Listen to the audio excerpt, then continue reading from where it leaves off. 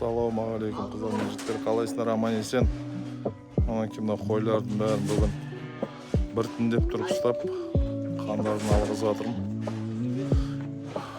Бірақ бір тексеру керек, аурулар бар ма жоқ па, қазір Құдай қаласа қошқарларды қояйын деп жатырмыз.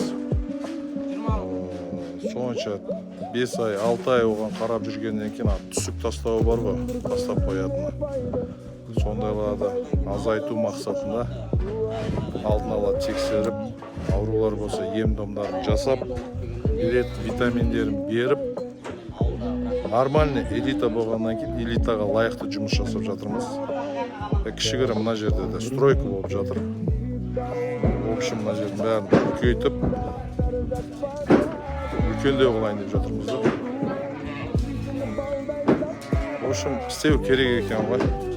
Тірліктің берекесін берсін. Бай қуатты болайық жігіттер.